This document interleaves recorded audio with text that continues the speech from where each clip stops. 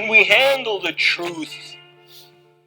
Can we handle the answers? We can absolutely yoke brains to machines to create these interfaces. There's a brand new DARPA project that starts this month called NESD, Neural Engineering Systems Designs.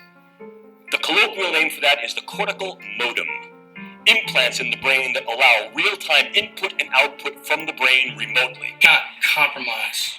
You cannot negotiate. You cannot surrender to a computer. It will continue to do what it is programmed to do. Linking brains to machines and creating machine brains. Is that something we can handle? Stuff of science fiction? Nope. Linking brains to the internet and data clouds that make an unlimited amount of information available to us all the time.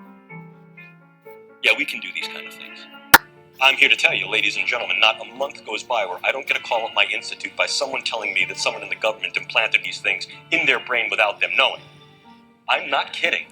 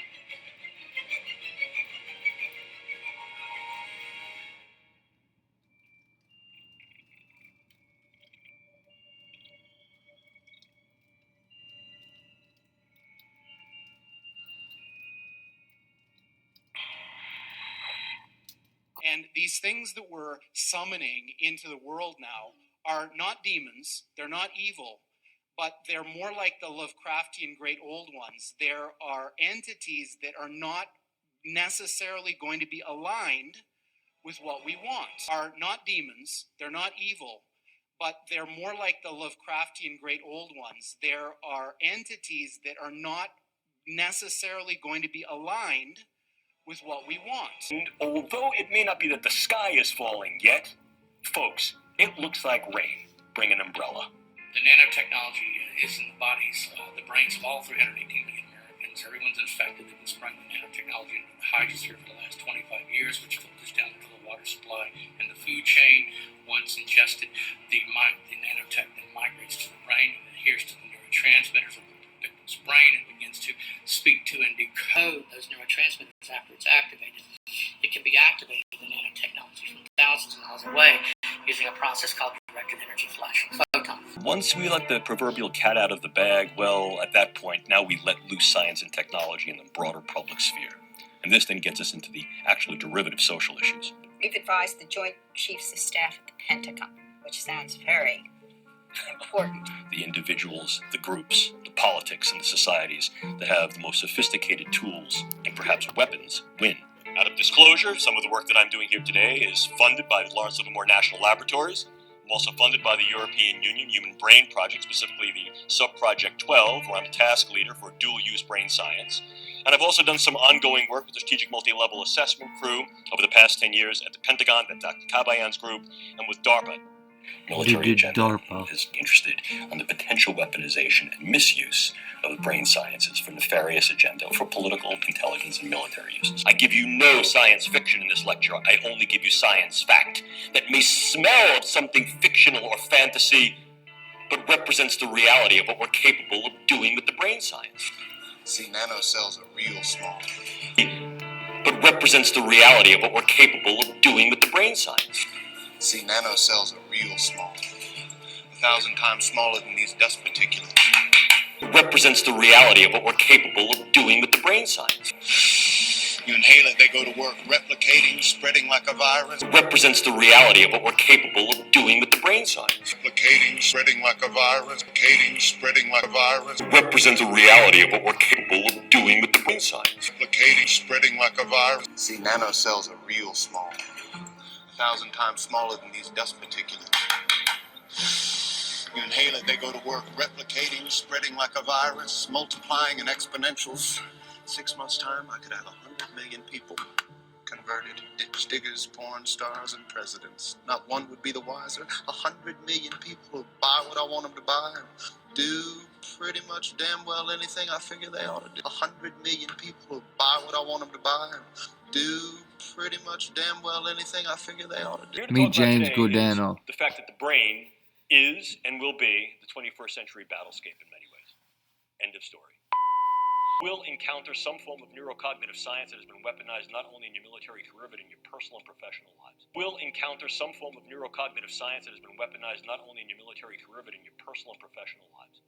It is valid, valuable, and already in operational play. The brain is the current and future battle space. What's new about this is the in-close nature of this. Increasingly, we're not seeing these things as weapons of mass destruction against gross aspects of the population. More specifically, perhaps, might be targeting individuals on a level that allows either direct attribution or covert engagement with non-attribution. If we talk about what brain science is, let me just give you a little bit of brief background on this field that is now called neuroscience. As a titular field, as a named field, neuroscience has only been in existence for 40 years. I know that because I've been a neuroscientist for about 38 of those 40 years. Increasingly, it is becoming an international, multinational, global, and independently exercised event and endeavor, which increases the capability of the brain sciences to develop not only new theories, but ever more sophisticated tools. So, how then can we use these elements as weapons? Means of contending against others. Formal definition of a weapon, probably the one that you've heard about most recently, most contemporaneously in the literature, is the possibility to use some form of directed energy to affect physiology peripherally and also to affect the physiology and health of the brain. Case in point here, U.S. Embassy personnel in Havana, and possibly in China. Clearly, one of the things we can also do is transcranial neuromodulation, the idea of going through the skull to modulate the node and network activity of the brain, to implant certain brain-machine interfaces. These are many of the DARPA programs that you may hear of now. Probably the one that is most notorious is something called the N3 program, which is the non-invasive neurosurgical neuromodulation program being run by their program manager, Dr. Al Bundy. The idea here is to put minimal-sized electrodes in a network within a brain through only minimal intervention to be able to read and write into the brain function in real time, remotely. And then, of course, you also have the things that are a little bit more traditional. If we talk about things that can be operable in the biochemical space, we ordinarily talk about drugs, bugs, toxins, and ever more, we're considering devices. I can disrupt an individual from the level of their cell to their system, and disrupt individuals on a variety of levels, from individuals all the way up to the social fabric. Target a specific individual, change or eliminate that individual with very little attribution and trace, and be able to leave prior to any attribution. Drugs can be exceedingly specific, and as I'll show you in a moment, can be very, very much used to individualize weaponology in terms of what we call precision pathology or precision effect. And by affecting the way that brain is built and the way it functions, influence in ways that are kinetic and non-kinetic the attitudes, beliefs, thoughts, emotions, activities. Look at the power that understanding tools, techniques, the brain sciences afford. We also see the use of biodata as a viable weapon. Manipulating biodata so that I can then put into your particular medical records subtle information that may change the disposition of whether you're sick or not, change how you're treated, influence the postures that go to you in terms of insurance, care, viability for military service. By altering that information, by changing those data, by purloining those data, I essentially change the you of you. And I can do that in very subtle and insidious ways. Furthermore, I can do that on a variety of different levels that can affect key individuals so that in fact your medical record changes to thereby render you incapable or at least invalid to be able to serve in a way you're serving. Or I can do that on a much larger scale, groups, populations. One of the newest developments is that nanoparticulate matter can be stabilized for distribution. If you're not aware of what nanoparticulate matter is, it's that matter which exists on a scale of 1 times 10 to the minus 9th. Very, very small. Smaller than a cell. And we can manufacture materials that have discrete properties that can be controlled by virtue of bioengineering and their physical chemistry. I can create small robotic units, controllable robotic units at the nanoscale, and that these too can be aerosolized to create a nanoswarm, of biopenetrable materials that you cannot see, that can penetrate all but the most robust biochemical filters, that are able to integrate themselves through a variety of membranes, mucous membranes, and wherever, mouth, nose, ears, eyes, can be then uptaken into the vascular system to create clumping, can affect the vascular system of the brain, or can directly diffuse into the brain, able to integrate themselves through a variety of membranes, mucous membranes, and wherever, mouth, nose, ears, eyes, be diffused into the brain space, and these can be weaponized. And they can be done in such a level that their presence is almost impossible to detect, and these can be weaponized. And they can be done in such a level that their presence is almost impossible to detect, and as such, the attribution becomes exceedingly difficult to demonstrate. So the understanding that the psychedelics could in fact be used in a variety of different ways, inclusive of weaponization, is not new. We look back to the Ultra, Mind Control Ultra, which utilized lysergic acid diethylamide and psilocybin to be able to alter the cognitions, emotions, and behaviors of individuals to see if that could be leveraged not only against our own people, but against others, some of the whole brainwashing, mind-changing effect. What has gone from the drawing board to the reality is this: the use of neural interfacing and physiological interfacing through the idea of remote-controlled small-scale systems to create a nanoswarm of biopenetrable materials that you cannot see, that can penetrate all but the most robust biochemical filters, that are able to integrate themselves through a variety of membranes, mucous membranes, and wherever, mouth, nose, ears, eyes, and they can be done in such a level that their presence is almost impossible to detect, and as such, the attribution becomes exceedingly difficult to demonstrate. The idea here is to put minimal-sized electrodes in a network within a brain through only minimal intervention to be able to read and write into the brain function in real time, remotely. A group of scientists say we are closer than ever to creating technology which can emerge with human biology in order to access the cloud in real time. We will have nanobots that we can feed into our brain that directly connect to the cloud, rather than through anything we carry in our pocket. And in that way, wirelessly, we can basically download entire books, entire languages, and we will then know these things just by the act of downloading Well, that's one implication. into our brains. But we'll have more neocortex, so we won't be limited to a mere 300 million pattern modules. We'll have billions or 10 billion. But biologically, or just simply because we have these nanobots? We'll have this extension that's non-biological. Confused? Well, RT's Rachel Blevins is here and has all the details. Can you imagine technology that is so advanced it could provide you with instant access to the world's knowledge and artificial intelligence as soon as you think of a specific topic? According to a group of scientists, neural nano robotics may be developed to enable a safe, secure, instantaneous, real-time interface between the human brain and both biological and non-biological computing systems.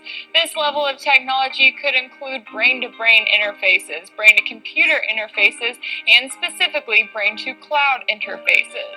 Technology linking the brain to the cloud could drastically alter the state of communications between humans and machines. So in order for this to become possible, the study noted that data transfer between living human brains and the cloud would likely require the use of supercomputers with artificial intelligence algorithms.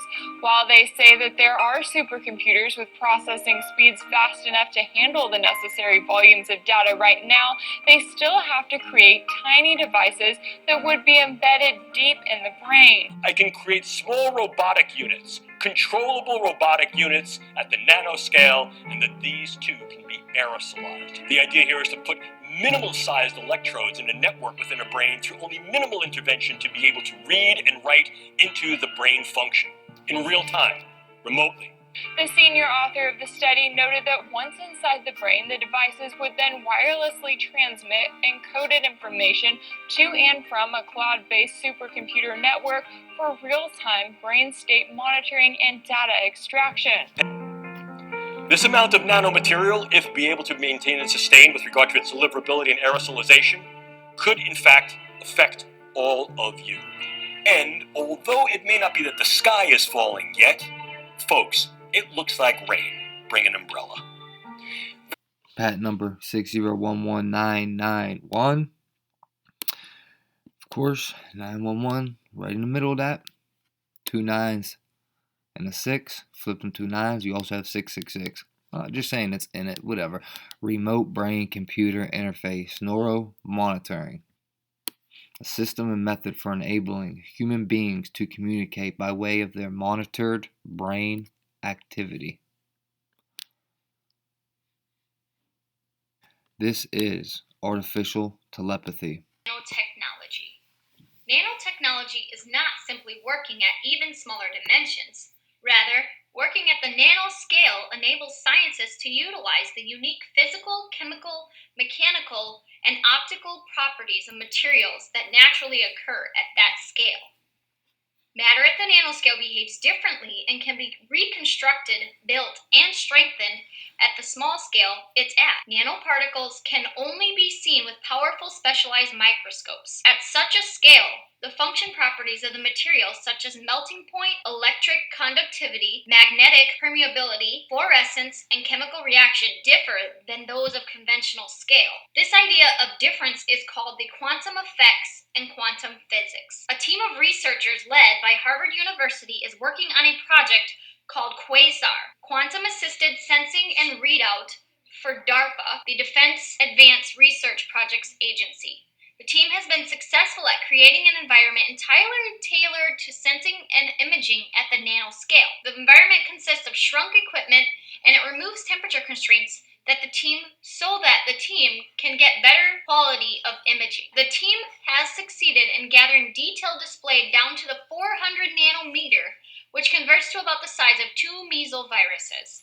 Nanobot technology is possible because the human cell is magnetic. It can be charged a positive or negative charge that can alter the way that it behaves. Penn State University was successful in creating nanobots with motors to propel their way around in a swimming-like fashion. There was a video released on YouTube by Tom Millark, a professor of material chemistry and physics at Penn State. Each cell consists of organelles structured within a cell that performs specific functions. When these small nanoscale motors are powered with a high ultrasonic wave, they begin to crash into the organelles. The nanomotors can act as egg beaters to essentially homogenize the cell's content, or they can act as battering rams to actually puncture the cell's membrane. That being said, this revolution will mean that these nanobots will be able to go into the membrane of a virus or disease and annihilate it from the inside out.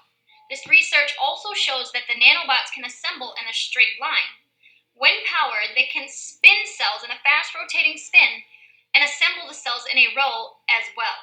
Now here's the video that was released on YouTube by Tom Millark from Penn State University. Nanomotors are controlled for the first time ever inside living cells. This video is a demonstration of a very active gold nanorod internalized inside the HeLa cell in an acoustic field.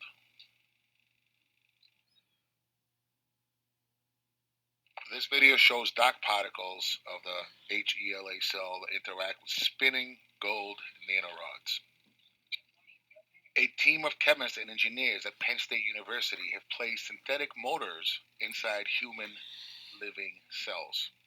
For this experiment, the team uses HeLa cells, which is an immortal line of human cervical cancer cells that typically are used in research studies. And the way they are using these cells is through electromagnetic steering together with high frequency. Our body is made of protons and neutrons, which are positives and negatives, and we are indeed electromagnetic vibratory creatures. The frequency comes from not only our environment, but everything vibrates. Frequencies everywhere around us, from the sun all the way to the darkest and deepest part of our solar system. You cannot escape frequency. Is it possible that some type of signal could be given to these nanomotors to be activated in the human body? Possible that some type of signal could be given to these nanomotors to be activated in the human body? It is possible. There's Gwen towers everywhere, cellular towers everywhere, and satellites to beam any kind of frequency they wish to. Towers everywhere, cellular towers everywhere, and satellites to beam any kind of frequency they wish to through various techniques, from your TV to your computer to your cell phone. So it's no secret. All the articles are out there that this is possible. To see this in actual real life is amazing, because you can see how these nanomotors and nanobots can actually attack not only human cells, but attack humanity, period. We're making micro and nano robots that are guided by externally generated magnetic fields for use in the human body. Brad Nelson is a mechanical engineer that likes to think small, very small. He's a pioneer in a field that's only existed for the last decade or so, nanorobotics. To give you an idea how small these are, if I had a teaspoon, I could fit about 3 billion of them in a teaspoon. 3 billion. It's kind of unimaginable. It is kind of unimaginable. Yeah. Well, the first challenges were how to make these things move. The inspiration comes from nature, the E. coli bacterium in particular, which is propelled along by a rotating tail, or so-called flagellum. Now, we can't make that motor. We don't have the technology for that. But what we brought in were some lessons we'd learned about magnetic fields and using magnetism to move these things. So we actually take these flagella and we magnetize them. And then we have a special rotating field, a special type of magnetic field we generate, which allows them to swim. Having cracked 5G. propulsion, Nelson and his team worked on refining how the nanobots moved, how they danced. A waltz orchestrated on a nano scale. The nanobots are all manufactured in ultra-clean rooms like this, specially lit for the purpose. Machines to maneuver them about are also being designed and built. The target market is healthcare. What you see on the screen here is an image through our ophthalmic microscope of an artificial eye, and in the middle of that is what we call a micro-robot. It's about 1/3 of a millimeter in diameter, about 1 millimeter or so long, so very, very tiny. So this particular device was made to carry drugs, and so we can move it to any location on the retina, and then as it sits there, cause it to diffuse drugs off of it to a very particular location. As well as our eyes, Nelson is targeting our hearts. An operation to repair damaged heart tissue is already planned for later this year. From one vital organ to another, he hopes his machines could be used in the brain. So we've looked at applications, for instance, in deep brain stimulation and implanting electrodes in the brain, and we've looked at putting catheters within the vasculature of the brain. And this could just be the beginning for Nelson's nanobots. He believes they could help us environmentally. Something microscopic to tackle something massive, like an oil spill. These are very small. If we can create swarms of them that can go out, they can cover a broad area. Water treatment, environmental cleanup, where you might be able to put hundreds, thousands, millions of these devices and have them swim through polluted water, catalyze pollutants, and then collect. Those who know do not speak. Those who speak do not know. Static, it's in the moisture. It's in here, it's out there. It is glowing under UV light. So if you take a UV lamp at night, you can see those fibers airborne. And there are billions of them. You can see them fly around. And these fibers, this fungus is Billions of them. infecting the human body. And with 95% or 99% of the people, nothing special happens. They're just embedded somewhere, and your biology is keeping the fungus population low in your body. They function as a plasmonic antenna to send out a signal, but you don't get sick from it. You don't get ill. No visible symptoms. So we would guess 100% of the population is infected. Some of the people cannot handle it. And then the mycelium is starting to grow within the body and starting to multiply. And at a certain point, they are extracted via the skin. And you can see that they have this ability to collect colors. You have blue morgellons and you have red morgellons. And nobody knows where these colors come from, because they are of technical origin.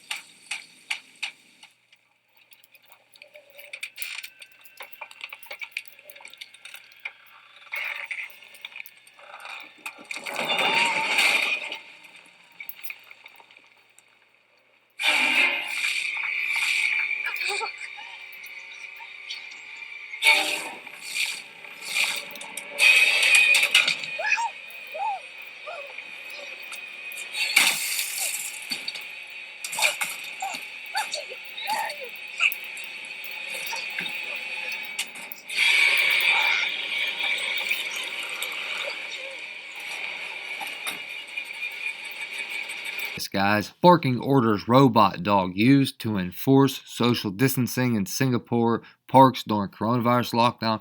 And that's why I just showed you the clip of that scene from Black Mirror that seems to have so much stuff in real life. The social credit score, the games, the way they have like the interfacing to computer, then they have like the games, the video games in there for the future, so to speak, or like where you literally clip like interface, just like the Neuralink interface with a computer. You like clip something to your brain, and then you're like virtually through your brain you're in the video game.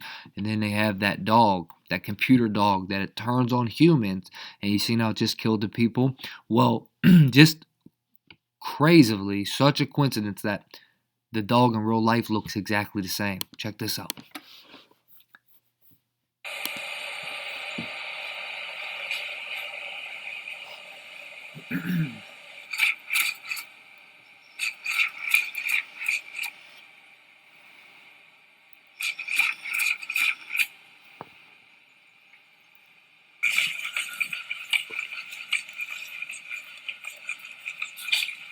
Enforcing social distancing. This is what they're doing. Guys, better stand up now. Now, pause that. Wow, isn't that just such a quidinky dink? What's that? What is that, guys? What's that star right there on that dog? Wow, looks just like the star that's on the Israel flag. Look at that, Johnny. Look at that. The, Star of David, which really isn't. It's all Satanism. And man, the Jews in Israel, this is nothing towards them at all. This is just the Zionist Jews that I'm talking about.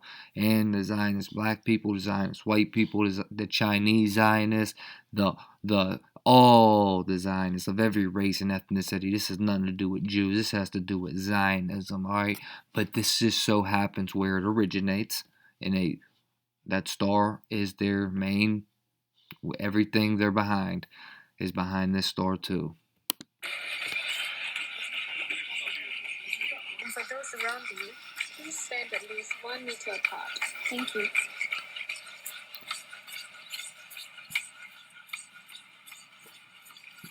Would you look how creepy that is?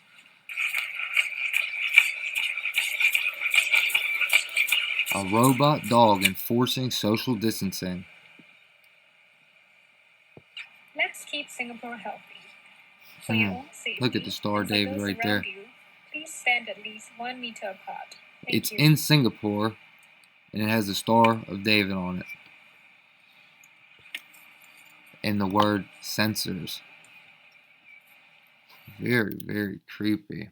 So there's 3 steps. There's Well, the modest changes we're we announcing. will continue on in this video during our live stream. I'll be playing this video during the live stream.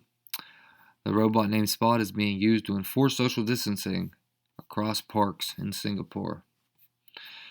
We will continue along with the live stream. I got a Rockefeller document here. But I just want to show you Robodog, and then Robodog is the same Robodogs that turn on humans in the show Black Mirror on Netflix. Turned on humans. But yeah, guys, this is it right here. The rest we'll do on a live stream. And if I happen to upload this video, you're hearing this now, I'll probably add to it, and I'll probably give commentary through it so you understand. But much love to everyone. Iggy, Shadow Band Productions. Check it out.